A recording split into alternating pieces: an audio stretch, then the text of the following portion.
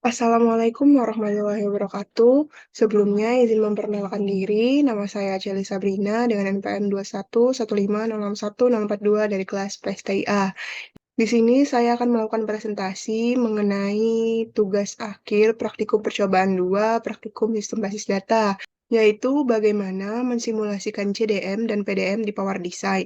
Nah, sebelum itu, di sini saya akan menjelaskan untuk sistem yang akan saya buat sebagai tugas akhir dari praktikum sistem basis data ini.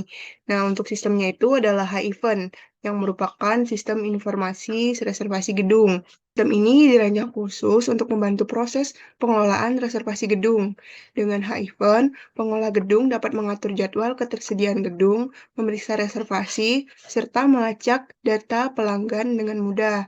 H-Event juga memberikan manfaat yang signifikan bagi customer. Dengan menggunakan sistem ini, customer dapat dengan cepat menelusuri pilihan gedung yang tersedia, melihat informasi lengkap tentang gedung, termasuk foto-foto dan fasilitas yang disediakan, serta melakukan proses pembayaran dengan mudah dan cepat. Di sini terdapat ERD untuk rancangan dari H-Event sendiri dengan entitas, fasilitas, transaksi, customer, dan admin. ERD ini nantinya akan berfungsi sebagai panduan atau gambaran secara umum dari CDM dan PDM. Langsung saja saya akan membuka untuk Power Design-nya. Ini merupakan halaman kerja dari Power Designer. Perlu diketahui bahwa Power Designer ini merupakan tools yang digunakan untuk mempermudah kita dalam membuat CDM dan PDM.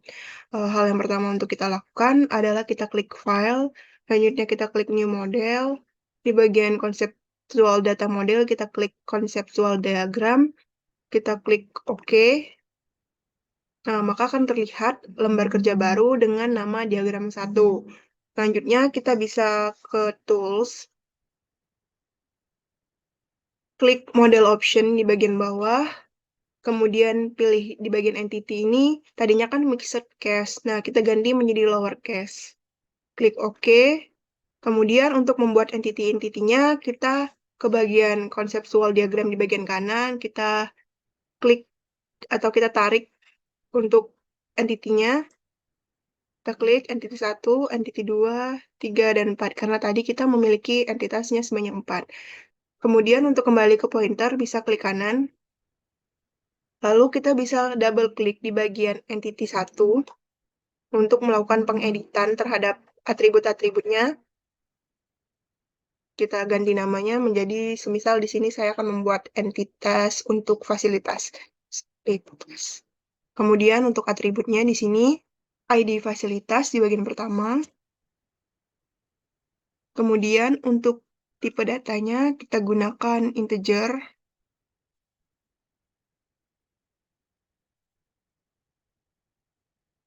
Selanjutnya untuk bagian ini, mandatory, primary key, dan displayed, kita checklist semua karena ini merupakan primary key. Kemudian untuk atribut yang kedua yaitu fasilitas. Nah, di sini di tipe datanya itu kita gunakan variabel karakter. Kita tentukan untuk panjang dari variabel karakternya itu sendiri, semisal di sini 50. Kemudian untuk mandatorinya ini wajib, jadi kita isi juga.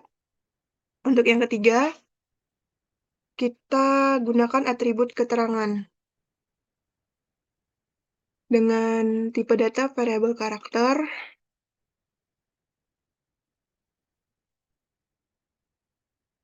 panjangnya di sini 200. Kemudian kita checklist di bagian mandatory. Selanjutnya untuk yang keempat, itu ada gambar. Gambar ini tipe datanya IMG atau image. Kita checklist lagi yang di bagian mandatory. Selanjutnya di bagian ke-5, itu ada jadwal. Jadwal ini tipe datanya itu date. Kita checklist bagian date. Selanjutnya kita checklist lagi bagian mandatory.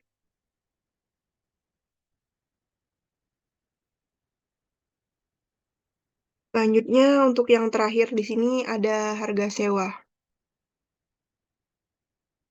Nah, untuk harga sewa ini tipe datanya yaitu float karena dia bisa berbentuk bilangan bulat. Kita klik mandatorinya. Selanjutnya kita klik OK. Jadi dapat terlihat untuk entitas fasilitas ini telah memiliki atribut-atribut yang telah kita masukkan sebelumnya.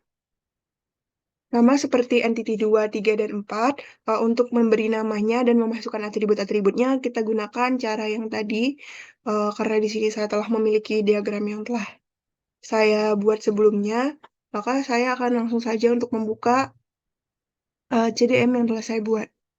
Ini adalah CDM yang telah saya buat, yang mana telah terisi untuk entitas fasilitas dengan atribut-atributnya, transaksi dengan atribut-atributnya, customer dengan atribut-atributnya, dan admin dengan atribut-atributnya. Di sini juga terdapat relationship-nya atau garis penghubung dari antara satu entitas dengan entitas lainnya. Nah, untuk garis penghubung ini terlihat perbedaannya antara transaksi dan customer ini, dia memiliki bentuk segitiga, sedangkan pada bagian customer dan fasilitas ini, dia tidak memiliki segitiga di bagian fasilitas. Nah, ini berarti pada bagian relationship melakukan, untuk kardinalitasnya itu merupakan dependent. Sedangkan untuk bagian relationship melihat ini memiliki kardinalitas yaitu mandatory. Perbedaannya terletak pada kardinalitas mandatori ini mengacu pada apakah partisipasi dalam hubungan antara entitas adalah wajib atau opsional dalam hubungan antara dua entitas. Jika partisipasi satu entitas tersebut terhadap entitas lain itu menjadi wajib, maka itu disebut sebagai kardinalitas mandatori. Jadi seperti gambar di sini adalah kardinalitas yang wajib. Sedangkan untuk dependensi sendiri dalam konteks basis data merujuk pada hubungan antara atribut-atribut dalam sebuah relasi. Dependensi adalah ketergantungan atribut-atribut di mana nilai dari satu atau beberapa atribut dapat ditentukan oleh nilai dari atribut-atribut lainnya. Nah, jadi untuk bagian transaksi ini akan ada apabila ada customer. Nah, untuk relationship-nya sendiri, di sini menggunakan one to many, yang mana satu buah entitas dapat terhubung ke banyak entitas lainnya. Seperti di sini, customer dapat melihat banyak fasilitas. Customer dapat melakukan banyak transaksi, dan untuk admin dapat meriksa banyak transaksi. Kemudian untuk mengubah ini menjadi PDM, kita bisa menuju Tools, kemudian Generate Physical Data Object. Nah, di sini kita bisa ganti namanya, karena di sini saya telah melakukan generate sebelumnya, jadi kita tinggal klik OK.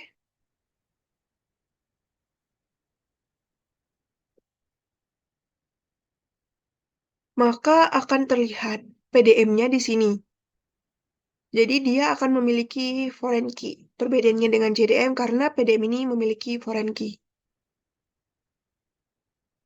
Selanjutnya, kita dapat melakukan generate database dengan cara klik database, generate database, kita pilih untuk penyimpanannya di mana, dan nama filenya. Selanjutnya kita klik OK. Dan yes. Nah, di sini saya telah berhasil melakukan generate database. Jadi kita bisa klik edit, maka akan terlihat di Notepad untuk database yang telah berhasil kita generate. Baiklah, itulah yang dapat saya sampaikan mengenai CDM dan PDM. Kurang dan lebihnya saya mohon maaf. Saya akhiri. Wassalamualaikum warahmatullahi wabarakatuh. Terima kasih.